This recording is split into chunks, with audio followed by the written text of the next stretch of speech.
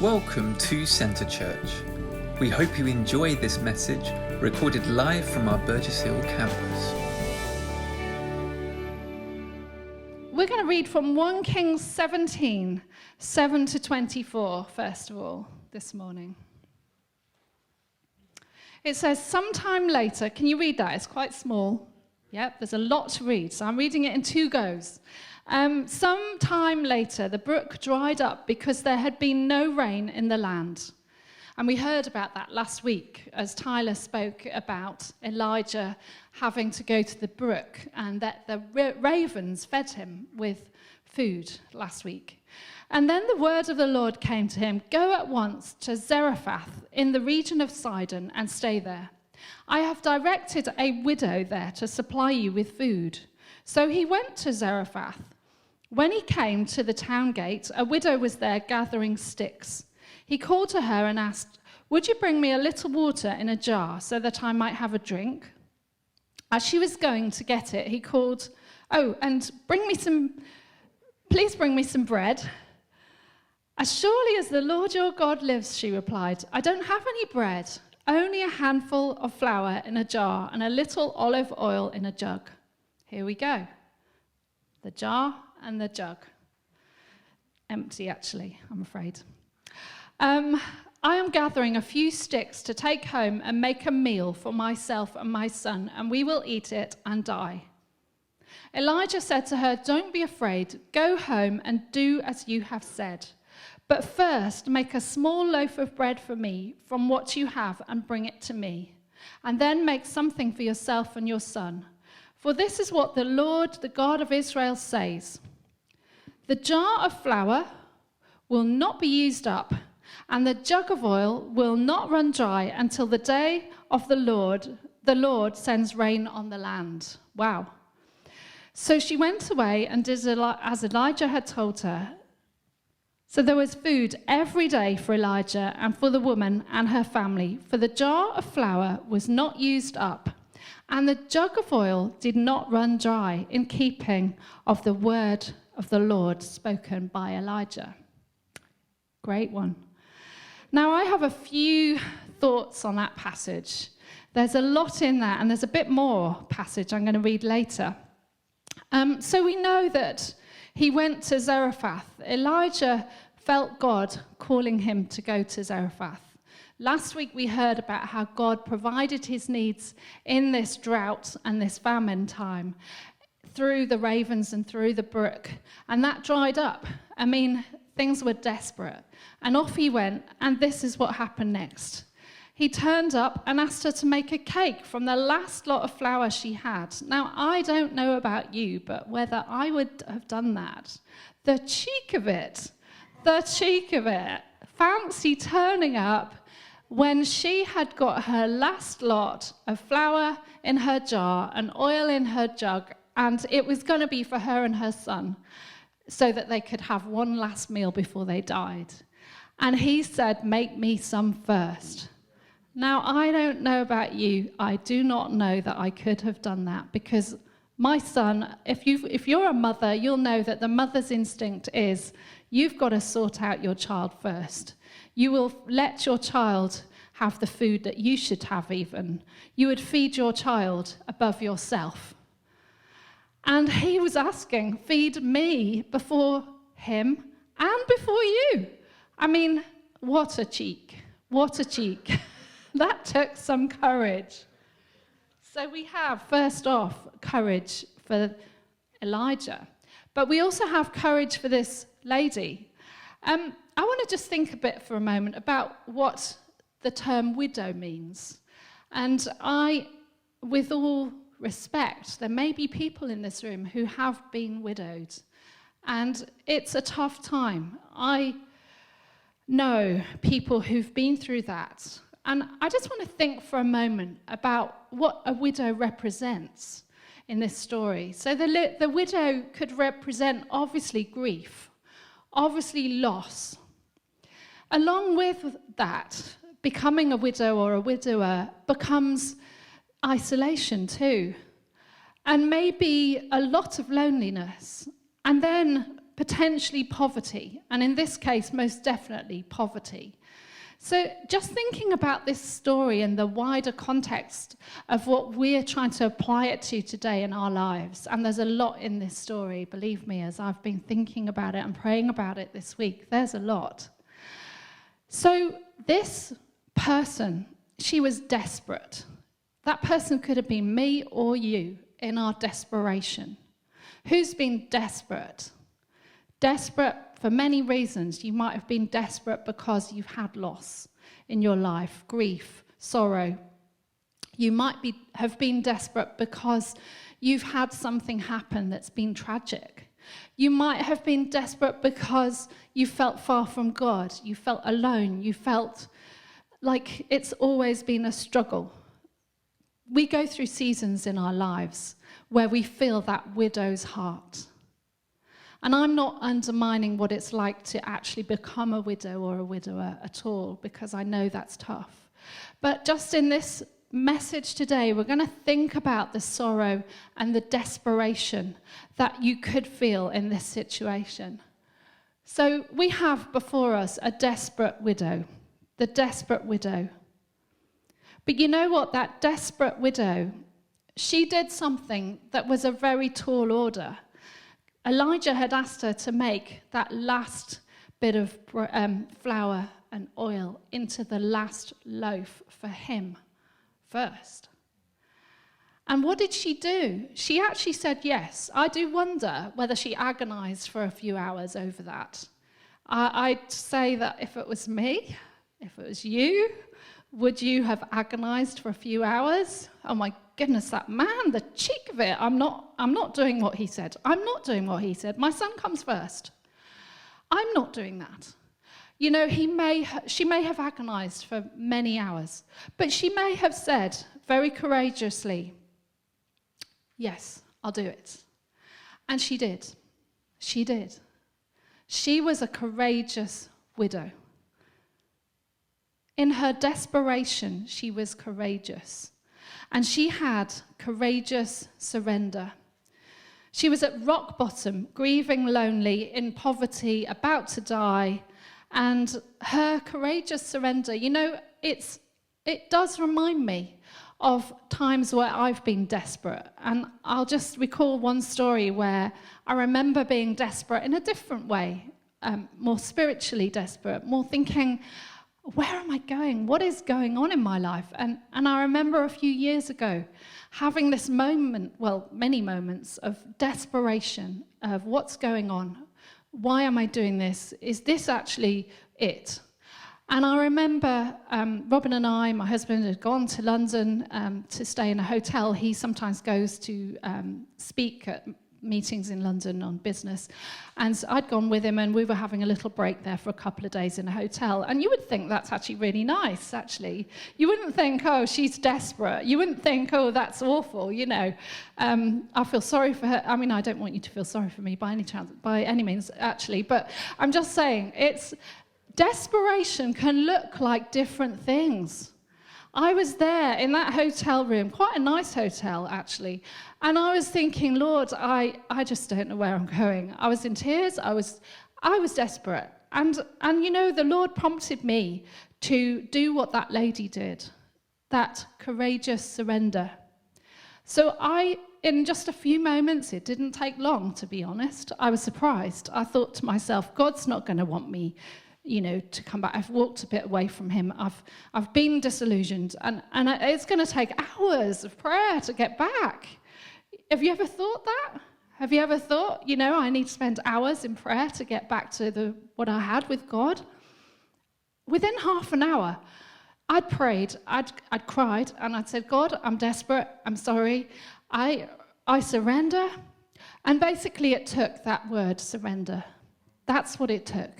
A giving in and a saying, you know, these things, okay, I've got this trouble and I've got that trouble and I've got this difficulty and I've got that difficulty. But actually, you come first. And I'm sorry, God. And I surrender to you. And I made that courageous decision to surrender. Everything changed in my head. It was a real relief, a load lifted off my mind, and God did something that day. I encourage you to let God do something in you today. Be that courageous widow. In your desperation, be that courageous person of surrender. Now, enter Elijah. This is like a play, isn't it? Elijah enters, and he was the prophet. So we probably have a slide called the desperate prophet, the disillusioned prophet, because what does a prophet represent? Actually, you know, very often we think of prophets as the people that foretell the future. But I just want to unwrap that a little bit more just now. What does a prophet represent? A prophet is a person who brings truth, aren't they, really? They don't necessarily foretell the future, but actually that's largely what they do. But they bring truth. They listen to God's voice first. I mean, you can't foretell the future if you don't listen to God's voice. It's just not on. And if anyone does foretell the future and isn't listening to God's voice, you're on dangerous ground, you know. And if anyone is doing anything or hearing any other voice other than God's, it's not God. You know, we need to be discerning. Is it God? Is it not God? Listen to the right voice. So he was a man who was sensitive to God's voice. Another thing that prophets do is they expose the heart. So, you know, a prophet can come along in the Bible times. The prophet books in the Bible are full of exposing people's hearts and the kind of evilness that's going on, the truth, you know, kind of separating the truth from the lies, the evil and the good, and really speaking truth into something. And also, a prophet is often a fool for Jesus. I've been reading this book recently that has kind of talked about the role of prophets and widows and various other things. And just it's really made me feel a very timely read in view of this message today. And how, you know, as a prophet, that person often does seem to be a fool. Are we prepared to be fools for Jesus? That takes courage, doesn't it? Very much courage. But you know, Elijah wasn't the kind of prophet right now in this part of history. He wasn't the kind of prophet that was just going around and doing his thing all the time. He was disillusioned. And people who have that prophet kind of sense, in the broadest sense, let's think about it in the broadest sense. I'm sure all of us, in the broadest sense of what I'm talking about, have that prophet calling, that prophet ministry at some time or another, whereby we are exposing truth, we're listening and sensitive to God's voice. I'm hoping that we all have that sensitivity to God's voice and want to bring his truth, exposing the heart, and not being afraid to be a fool for Jesus. So Elijah came along. He was not really in that good state, very disillusioned, very, very unsure of himself. But he managed to get the courage at this moment in time to come along and ask very boldly and very, what I would call cheekily, this lady, could I have the last bit of your food and make it into bread for me? He managed to get the courage to have that bold faith, to do what God said, because God said do it. God said do it. It wasn't him. It wasn't him thinking, you know, I'm really hungry, my tummy's rumbling. I'm going to ask this widow and be really cheeky. I don't care about her son. No, his attitude was not that. His attitude, I'm sure he was shaking in his shoes, if he had shoes. He may not have done. So he was shaking in his shoes thinking, I can't ask her that. I can't ask her that. It's her son. I'm sure he had some recollection and some kind of idea of how important this last bit of flour and oil was to this woman. I'm sure he did. And yet he did it. He had that bold faith. Bold faith. And so back to my time in London, when I had that time of surrender in that hotel room and that kind of experience with God, I then went out for a walk, and I was walking along the streets in London, and I was, thinking it feels better, it feels lighter. And suddenly I got a phone call, and one of my friends phoned up and just started speaking, and I told her a little bit. She was a Christian friend who would understand. I just said a little bit about what had happened, and not much at all, really. And she, I didn't tell her about the prayer experience, just that I'd had a tough time. And she started speaking into my life, prophesying into my life, declaring good things over my life, and praying for me, walking along the streets in London. And she couldn't have phoned at a better time. I had no idea that she was going to call. I had no idea what she was going to say. And it was God who sent her to me at that very moment. So let's think about the widow, the desperate widow, and the disillusioned prophet. Their lives in this story collide. And as two people's lives collide, that is where we can see amazing transformation. We need each other, don't we? And so this story really makes me, and has made me over the last week, think so much about the colliding of two lives, 3 lives, 4 lives. We are to allow ourselves to have that bold, courageous faith so that we can collide with someone else and enable them to have a big breakthrough. Now, I had a breakthrough that day. That moment was a breakthrough moment for me. And things changed. My attitude changed. My actions changed. So when we have a breakthrough, generally, we feel different. We might feel emotional. It's important to have emotions. Emotions are good. Not to rely on emotions, but we need to have emotional experiences with God. Sometimes that is one way of showing us that it's actually touched our very core. And I believe that as we exercise that bold and courageous surrender, as we also have people around us that exercise courageous faith, it will change things for the good. There will be a change in attitudes and actions on the inside to the outside, and it will show on the outside.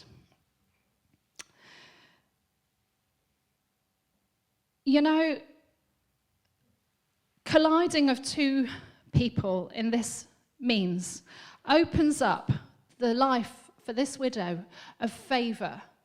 The favor of God was from that moment on that woman.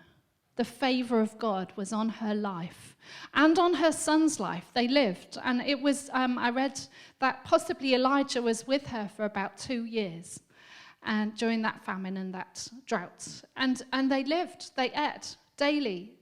The oil never ran out. The flour never ran out. Miraculously, something miraculous happened. And I do believe that we should expect the miraculous as well. We should not undermine and underestimate the powerful, miraculous power of God as we step out in courageous surrender and courageous faith.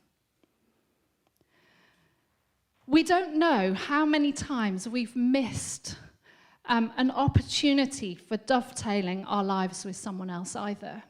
Sometimes we go through life forgetting that, we can look at our own desperation sometimes, and we can forget that we can be the prophet.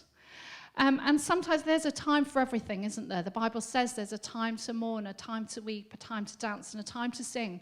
And so likewise, there's a time to be desperate, where we do get driven to come to God and say, look, God, I am desperate, I need you, I take that courageous step of surrender. But there are also times where we need to look and think, am I that prophet that's got to come to someone else and that's got to meet their needs supernaturally? Or, we carry something that we forget how big it is. We carry something incredible within us if we know Jesus. And Elijah came that day with that bold faith, that courageous faith. He exercised courage in a huge way. Now, I am going to read some difficult verses, though, now, because there's some more to this story. The next part goes on to say, sometime later, the son of the woman who owned the house became ill. He grew worse and worse, and finally he stopped breathing. She said to Elijah, "What do you have against me, man of God? Did you come to remind me of my sin and killing my son?" "Give me your son," Elijah replied. He took him from her arms, carried him to the upper room where he was staying, and laid him on his bed. Then he cried out to the Lord, "Lord my God, you have brought tragedy even on this widow I am staying with by causing her son to die." Now he was desperate.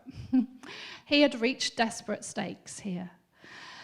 And so he then stretched himself out on the boy 3 times and cried out to the Lord. It's good he kept going. The first time, nothing happened. The second time, we assume nothing happened. Perhaps a little happened. The third time, he cried out, "Lord my God, let this boy's life return to him." And then we hear, the Lord heard Elijah's cry, and the boy's life returned to him. He lived. Elijah picked up the child and carried him down from the room into the house. He gave him to his mother and said, "Look, your son is alive." Then the woman said to Elijah, "Now I know that you are a man of God, and that the word of the Lord from your mouth is the truth." The truth. This prophet does speak the truth. Something miraculous truly happened. But he got to desperate stakes first as well. How bad would that be if that happened? First of all, there was a major breakthrough that the lady and her son and Elijah had enough food for 2 years, coming from this empty jar and this empty jug. There was enough for them all to eat for many, many months. And then the son dies. We get times in our lives like that, don't we, where we've had a big mountaintop breakthrough and something really good happens. And then there might come a test. And it's not unusual, is it? I've had many, and I feel that God sometimes I don't believe God brings bad things. I do not. But I do believe that he uses them in our lives to enable us to have more courageous faith so that we can be more effective again. And, there is this whole thing on this slide here. I was mentioning earlier about the colluding of 2 lives. The desperateness of the widow, the disillusionment of the prophet, and the way that desperate lady, who could be you or me, encountered that disillusioned prophet. And he could have just kept on being desperate. He got desperate. He could have kept on being desperate and said, "Oh, well, he's dead now. Oh, no." He could have ended up like the widow, desperate, in the complete and utter shame of having come with faith and then having come and seen her die. The very lady whose son lived because of Elijah now died. What a lot of shame could have been attached to that. How embarrassing. It's more than embarrassing, isn't it? God showed up because he didn't stay in the desperate state. And so that desperate state that you or I might be in, that Elijah was in that day, it takes a choice. It doesn't just take, I'm waiting for something to happen. And I could have waited for a friend to phone me when I felt desperate. And I could have waited for someone else to pick me up off the floor when I was right there. But I didn't. I decided that I had to have that courage, and I had to make that choice to surrender that day myself. And then someone came. That's always the better way. If we can make that choice, we're going to see an even bigger breakthrough. But it starts with a choice. It starts with a choice to be courageous, to have courageous surrender. Thank you for watching this week's message. For any more information or to find out more of what we do as a church, you can contact us at info@centrechurch.uk or check out our website at www.centre-church.uk.